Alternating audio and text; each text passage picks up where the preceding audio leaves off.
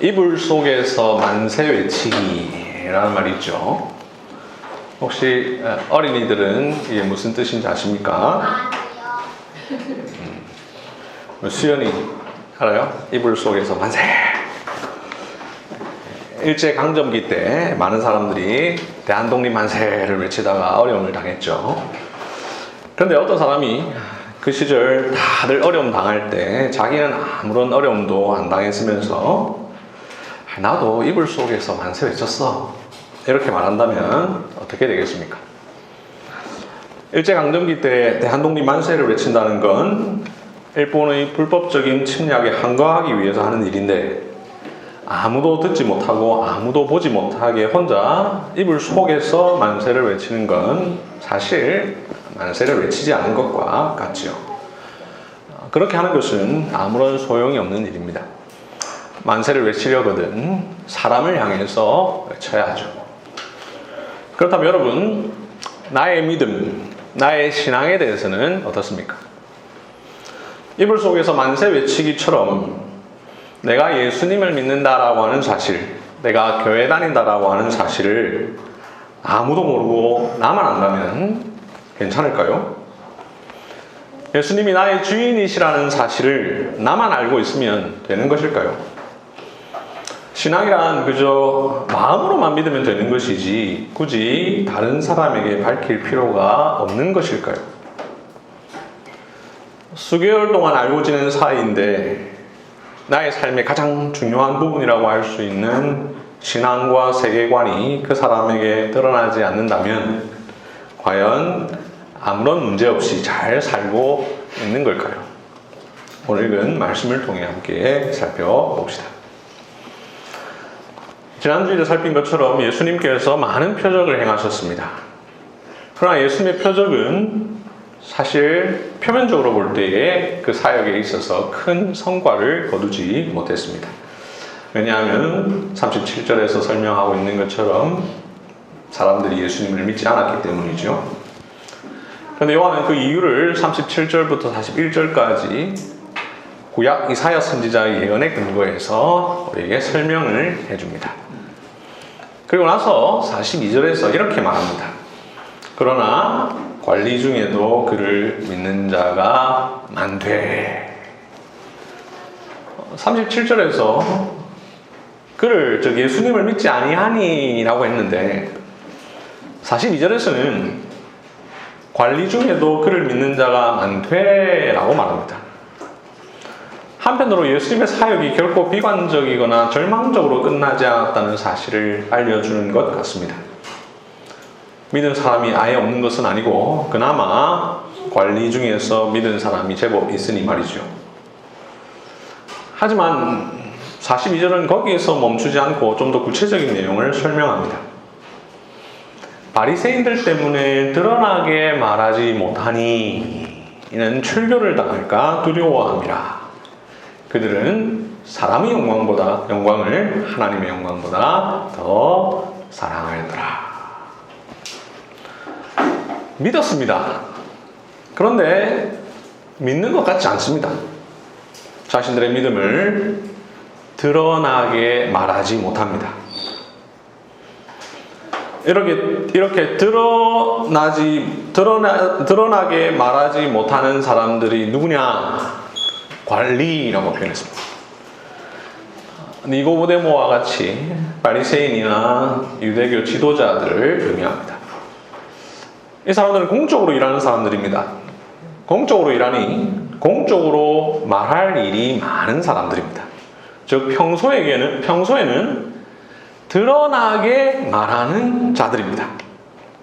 그런데 정작 자신의 믿음에 대해서는 드러나게 말하지 못합니다.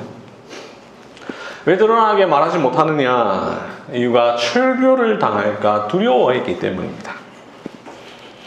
앞서 9장에 보면 날 때부터 맹인된 자의 부모가 사람들이 아들의 눈을 뜨게 한 자가 누구냐라고 물으니 그 누군지를 밝히지 않는데 그 이유가 유대인들이 누구든지 예수를 그리스도라 시인하는 자는 출교하기로 결의하였으므로 라고 했는데 바로 그런 상황이 지금 지속되고 있는 것입니다. 출교라는 것은 종교적인 축출을 의미하죠. 그런데 당시에는 또한 동시에 사회적인 고립을 의미하기도 했습니다. 왜냐, 모두 다 유대교인이니까 유대교 공동체로부터 추방된다는 것은 곧 사회적 고립입니다. 그래서 그것을 두려워하여서 자신들이 믿는 것을 드러나게 말하지 못하였던 것입니다. 이렇게만 설명했을 때 우리는 인간적인 관점에서 이렇게 생각할 수 있습니다. 그래, 뭐 그럴 수 있지. 그렇게 두려울 때는 잠시 자신의 신앙을 감추는 것도 좋아. 그래, 사람이 상황과 형편에 따라 자신의 신앙을 드러내지 않는 것도 지혜야. 사회적으로 고립될 정도라면 믿음은 드러나게 말하지 못할 수도 있는 거지. 이렇게 말이죠. 그러나 성경은 바로 이어서 이렇게 말씀합니다. 43절. 그들은 사람의 영광을 하나님의 영광보다 더 사랑하였더라.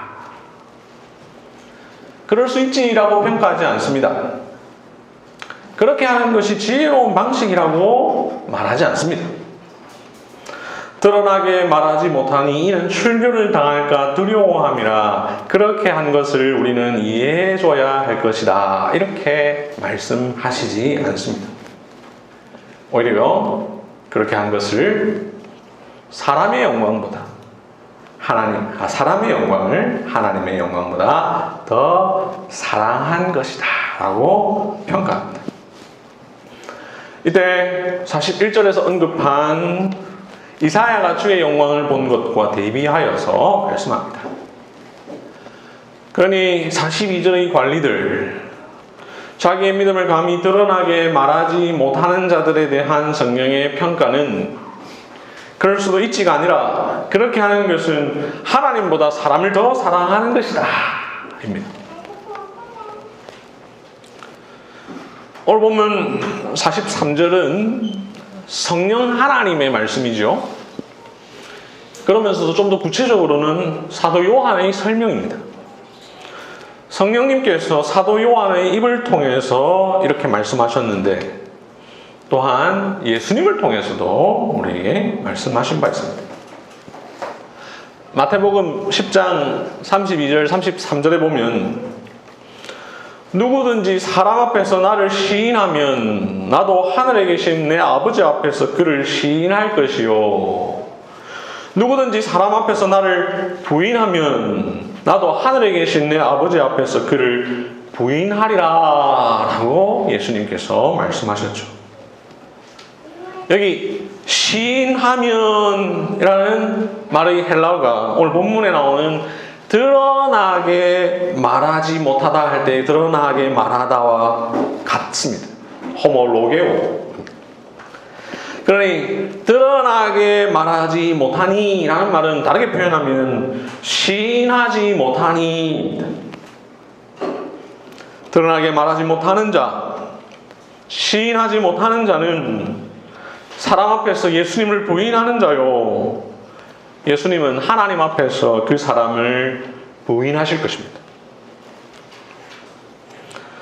그리고 예수님은 이 말씀을 하시기 바로 직전에 너희가 내 이름으로 말미암아 모든 사람에게 미움을 받을 것이나 끝까지 견디는 자는 구원을 얻으리라 라고 하셨습니다. 또한 몸은 죽여도 영혼은 능히 죽이지 못하는 자들을 두려워하지 말고 오직 몸과 영혼을 능히 지옥에 멸하실 수 있는 이를 두려워하라 라고 하셨습니다. 즉 사람에게 미움을 받는다 하여도 그것을 두려워하여 시인하기를 주저하지 말고 오히려 하나님을 두려워하여 담대히 시인하라고 하신 것입니다. 모든 사람에게 미움을 받을 것이나 몸이 죽을 수도 있는 상황이 있을 것이나 그것을 두려워하지 말고 주를 시인하라 라고 말씀하셨습니다. 예수님은 또한 마가복음 8장 38절에서 이렇게 말씀하셨습니다. 나와 내 말을 부끄러워하면 인자도 아버지의 영광으로 거룩한 천사들과 함께 올 때에 그 사람을 부끄러워하리라. 나와 내 말을 부끄러워하면 주님도 다시 오실 때 그 사람을 부끄러워하리라 라고 하셨습니다. 성령님께서는 사도 요한과 예수님을 통해서만 아니라 사도 바울을 통해서도 말씀하셨습니다. 로마서 10장 10절 사람이 마음으로 믿어 의에 이르고 입으로 시인하여 구원에 이르느니라. 여기 시인하여 역시 호모로게오입니다. 그러나 이 구절은 믿음은 입으로 드러나게 말해야 한다 라고 말씀하고 있습니다. 요한은 출교를 당할까 두려워서 자신의 믿음을 드러나게 말하지 못하는 이들에 대해 사람의 영광을 하나님의 영광보다 더 사랑한 자라고 평가했다. 예수님과 바울은 사람이 마음으로만 믿을 것이 아니라 입으로 그리스도를 시인할 때 비로소 구원에 이를 것을 우리에게 말씀합니다. 사랑하는 성도 여러분, 오늘 본문과 방금 언급한 몇 개의 구절들은 신앙이 공개적이어야 한다라는 사실을 우리에게 가르쳐 줍니다. 신앙은 마음속에 꼭 숨겨둘 수 있는 것이 아니라 입으로 고백되고 시인되어 행동으로 나타나야 함을 가르쳐 줍니다. 우리의 신앙은 이불 속에서 만세 외치기와 같은 것이 결코 될 수 없음을 우리에게 선언하고 있습니다. 신앙이 공개적이어야 한다는 사실을 몸소 보여준 사람들이 있습니다. 함께 사도행전 5장 27절 이하를 볼까요?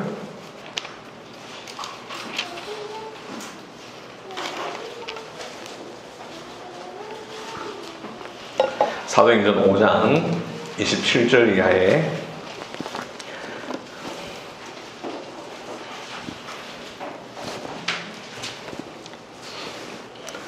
사도행전 5장 27절 이하를 보시면 17절부터 쭉 이어지는 문맥인데 27절에 대제사장이 베드로와 사도들을 공회 앞에 세웁니다.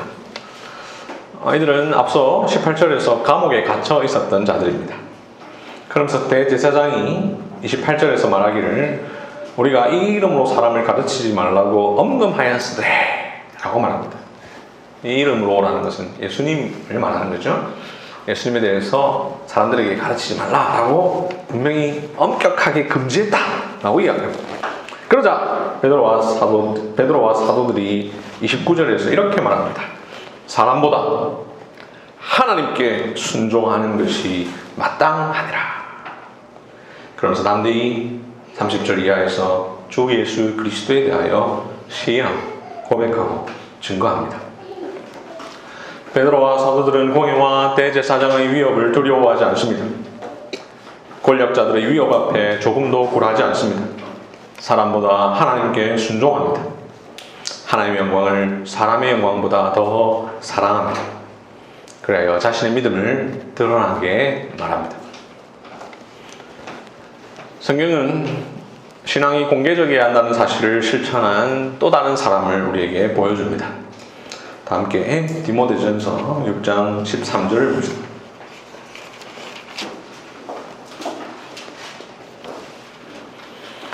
디모데전서 6장 13절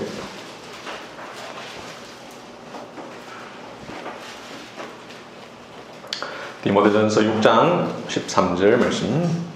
만물을 살게 하신 하나님 앞과 본디오 빌라도를 향하여 선한 증언을 하신 그리스도 예수 앞에서 내가 너를 명하노니. 바로 예수님을 소개합니다. 바울은 디모데에게 예수님이 공개적으로 자신의 신앙을 고백한 분임을 가르쳐줍니다. 이것은 요한복음 18장에 있었던 사건을 근거로 한 말인데요. 예수님은 본디오 빌라도 앞에서 자신의 신앙을 고백하셨습니다. 로마 총독의 재판장이라는 공적인 자리에서 신앙을 담대하게 고백하셨습니다. 출교 정도가 아니라 사형 선고가 내려질 바로 그 현장에서 그렇게 예수님은 주저함 없이 자신의 신앙을 공개적으로 드러나게 말하셨습니다. 우리를 위한 모범이 되어 주셨습니다. 하나님의 영광을 사랑하셨습니다. 사랑하는 성도 여러분, 신앙은 공개적이어야 합니다. 우리의 신앙은 마음으로 믿고 끝나는 종교가 아닙니다. 드러나게 말하지 못하는 신앙이 아닙니다. 마음으로 믿어 의에 이르고 입으로 시인하여 구원에 이릅니다. 사람이 두려워서 드러나게 말하지 못하던 관리와 같지 않고 관리들의 위협에도 굴하지 않은 베드로와 사도들처럼 본디오 빌라도를 향하여 신앙 고백하신 예수님처럼 우리의 신앙은 숨길 수 없습니다. 누구에게든지 어디서든지 드러낼 수 있어야 합니다. 자신의 믿음을 공중 앞에서 드러내어야 합니다. 때로 우리에게 있을지 모를 믿음으로 인한 불이익도 감수할 수 있어야 합니다. 사람보다 하나님을 더 두려워해야 합니다. 비밀한 믿음이란 참된 믿음이 아닙니다.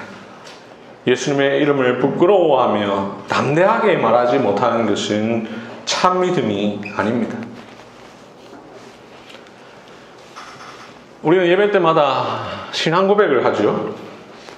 사도신경을 사용해서 하기도 하고 니케아 신경을 사용하기도 하며 웨스트민스터 신앙 고백서나 대소요리 문답을 사용하기도 합니다. 왜 예배 중에 이런 순서를 합니까?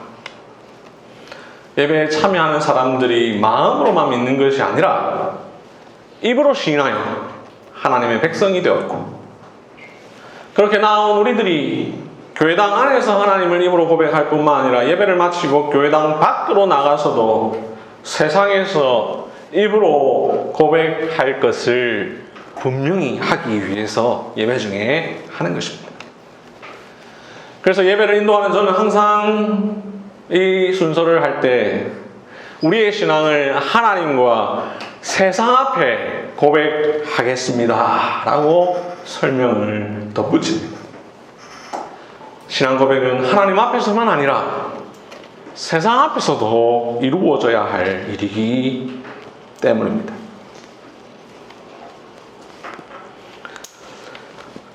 상당히 많은 기독교인들이 저희 교회당 안에서만 그리스도인이라는 유니폼을 입고 그 외의 시간과 장소에서는 그 옷을 벗어버립니다. 자신이 그리스도인이라는 사실을 떳떳하게 말하기를 주저합니다. 아니, 말을 하지 않는 정도가 아니라 그 어떤 흔적도 드러내지 않으려고 꼭꼭 감춥니다. 여러분은 어떻습니까? 혹여나 사람의 영광을 하나님의 영광보다 더 사랑하십니까? 어떤 사람이 직장 생활을 오랫동안 하는 가운데 뒤늦게 어떤 사실을 알고 깜짝 놀랐습니다. 함께 일하는 동료가 그리스도인이라는 사실을 알고 놀랐습니다. 그런데 또 놀랐습니다. 자기랑 같은 교회에 다닌다는 사실을 알고. 혹여나 여러분들은 여러분을 아는 누군가가 여러분을 알게 된 지 수개월이 지난 어떤 사람이 여러분이 그리스도인이라는 사실을 모르고 있지는 않습니까? 이런 일이 여러분에게는 일어나지 않기를 바랍니다. 불과 몇 년 전만 하더라도 그리스도인이라고 말하는 것이 그리 어렵지 않은 시대였습니다. 기독교인이 상당히 많았고 그것을 말하는 것이 우리에게 아무런 어려움이 되게 만들지 않았습니다. 그때는 자신을 그리스도인으로 밝히는 것 누구나 할 수 있는 일이었습니다. 하지만 요즘은, 그리고 앞으로는 점점 달라질지 모르겠습니다. 사실인지 모르겠는데요, 최근에 누군가가 페이스북에 남긴 글에 따르면 요즘 우리나라 기독 청년들과 청소년들 가운데 학교 친구나 직장 동료에게 사실 나 교회 다녀 라고 말하는 것을 자기들끼리 커밍아웃이라고 표현한다고 합니다. 참 안타까운 일입니다. 왜 이 땅에서 자신을 그리스도인으로 고백하는 것이 그렇게 되었는지. 아마도 과장된 표현이겠지만 설령 그러한 현실이 오더라도 예수님의 이름을 부끄러워하며 담대하게 말하지 못하는 자가 되어서는 안 될 것입니다. 예수님은 말씀하셨습니다. 나와 내 말을 부끄러워하면 인자도 그 사람을 부끄러워하리라. 종교개혁 시대 로마 가톨릭의 박해를 피하여 자기의 정체성을 쉽게 드러내지 않던 개신교인들이 있었습니다. 칼빈은 속으로는 개신교인이면서 겉으로는 가톨릭 신자인 것처럼 행세하는 종교개혁 사상을 받아들이면서도 여전히 로마 가톨릭의 미사에 참석하는 그런 사람들을 가리켜 니고데모주의자라고 불렀습니다. 니고데모주의자는 무엇이 옳은지는 알지만 그것을 택하기에는 세상의 눈을 감당할 수 없는 사람입니다. 그러나 이들은 하나님보다 사람과 세상의 눈을 더 중요시하는 사람입니다.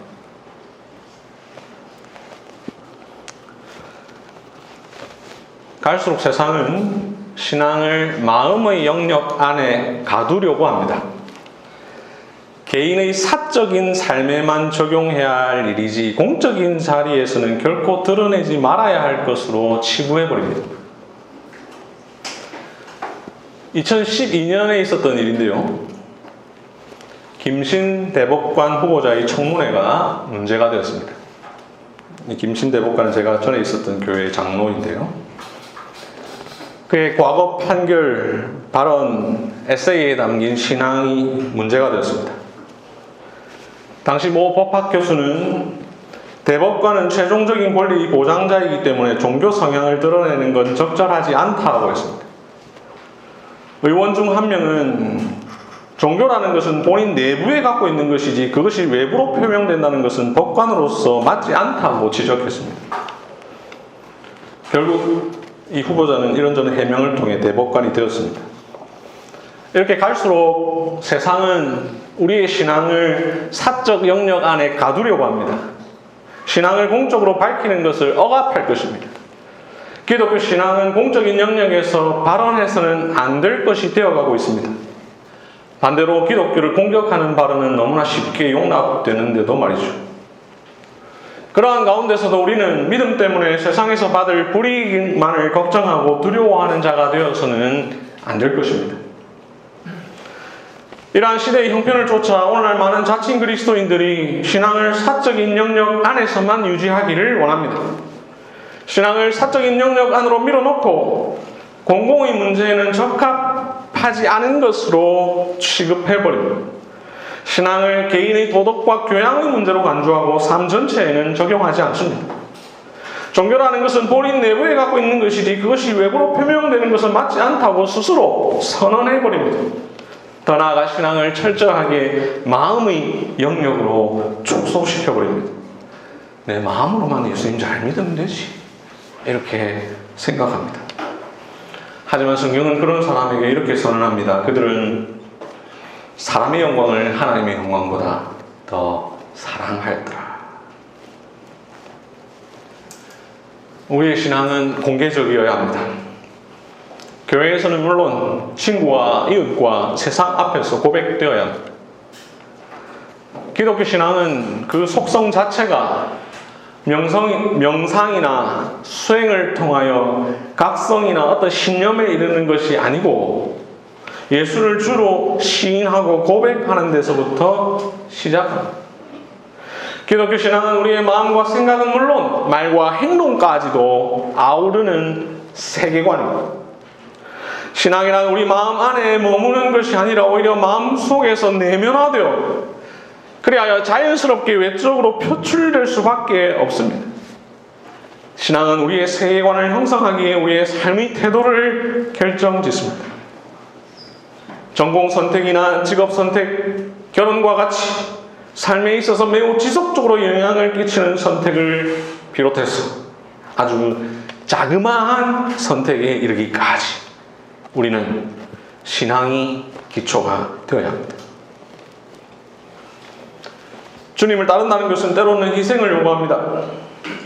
아무도 모르는 숨겨진 제자란 없습니다. 공개적이지 않은 신앙은 신앙이 아닙니다. 공적으로 떳떳하게 밝히지 못하는 신앙은 신앙이 아닙니다. 때로 믿음으로 인하여 어려움을 당하더라도 하나님께 순종해야 합니다. 사람들이 보는 중에 식탁에서 기도하는 것, 친구야 나는 주일에는 교회 가야 되기 때문에 정말 미안한데 너희 결혼식에 주일일 경우에 갈 수 없어 라고 말하는 것, 저는 주일을 지키기 위하여 이 모임에는 참여할 수 없습니다 라고 떳떳하게 말하는 것, 저는 예수님을 믿기 때문에 이 결정에는 동참할 수 없습니다 라고 담대하게 말하는 것, 이것을 주저한다면 자신을 돌아봅시다. 나는 사람의 영광을 하나님의 영광보다 더 사랑하고 있지는 않은가? 그러면서 스스로에게 말합시다. 사람보다 하나님께 순종하는 것이 마땅하니라. 내가 사람들에게 좋게 하랴 하나님께 좋게 하랴, 사람들에게 기쁨을 구하랴, 내가 지금까지 사람들의 기쁨을 구하였다면 그리스도의 종이 아니라.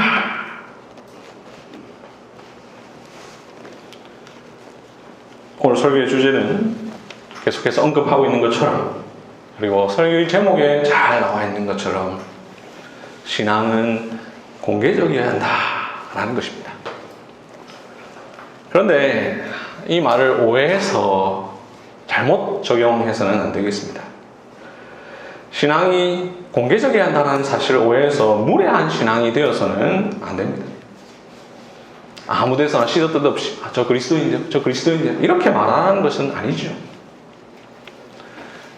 우리는 종종 광화문이나 서울역 그 외에 많은 사람들이 모이는 곳에서 확성기를 틀어놓고 찬송을 부르는 사람들을 봅니다. 그곳에서 예배한다고 하며 전도를 합니다. 거리에서 차량에 확성기를 틀어놓고 복음을 전한다고 합니다. 그야말로 겉으로 볼 때는 공개적이죠.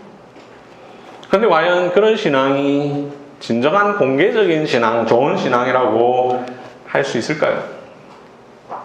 문자 그대로 공개적이지만 그것은 성경이 우리에게 말하는 신앙이 아닙니다. 그것은 오히려 무례한 신앙이죠. 길거리에서 무자비하게 예수천당 불신지옥을 외치는 것은 시대나 상황, 환경에 따라 오히려 무례한 모습이 될 수 있습니다. 우리는 그런 식의 공개적 신앙을 추구하지는 않습니다. 사랑하는 성도 여러분, 사람의 영광보다 하나님의 영광을 더 사랑하십시오. 자기의 믿음을 드러나게 말하십시오. 신앙은 공개적이어야 합니다. 공개적인 것을 넘어 공적인 신앙이 되십시오. 삶의 전 영역에서 그리스도를 주라 하기까지 살아가십시오. 우리는 단순히 공개적인 신앙에서 머물 것이 아닙니다. 내 신앙을 다른 사람에게 드러내냐 마냐 하는 아주 낮은 수준에 머물 것이 아니라 훨씬 더 높은 차원에서 나의 신앙이 공적 신앙이 되어야 합니다. 칼빈주의 신학자 아브라함 카이퍼는 말했습니다. 인간 삶의 모든 영역에서 만유의 주제이신 그리스도께서 나의 것이다 라고 외치지 않은 영역은 한치도 없다. 이 카이퍼의 말에 따라 고신의 SFC는 부르짖습니다. 한치라도 주님의 소유. 나 개인, 가정, 직장, 사회, 하나님께서 내게 허락하신 모든 삶의 현장에서 그 왕을 위하여 프로레게라고 외칠 수 있어야 합니다. 공개적인 것 정도가 아니라 삶의 모든 영역에서 기독교 신앙을 실천하며 하나님의 주인 되심을 드러내야 할 것입니다. 하나님의 왕권을 강조하면서 당당하게 살아가야 합니다. 그리스도인은 세상의 주인이신 하나님을 삶의 현장에서 드러내는 자입니다. 말씀을 맺겠습니다. 야고보 사도는 이렇게 말했습니다. 행함이 없는 믿음은 그 자체가 죽은 것이라. 그렇다면 행함의 출발로서의 자신의 신앙을 공개하는 것은 당연히 어떻겠습니까? 드러나게 말하지 않는 신앙은 죽은 신앙이다 라고 말할 수 있습니다. 성경은 그 어디에서도 신앙은 그냥 마음속에만 담아두면 된다 라고 말하지 않습니다. 우리가 믿는 기독교 신앙은 경건한 골방에서도 그리고 세속화된 광장에서도 동일하게 드러나야 합니다. 예수님은 내 마음의 집에 머물러 계시길 원치 않으십니다. 아니, 우리 주님은 우리 좁은 마음 속에 가두어 둘 수 없는 분입니다. 왜냐하면 우리 주님은 만유, 즉 우주에 존재하는 모든 것의 주님이시기 때문입니다. 아멘. 함께 이 시간 기도하겠습니다.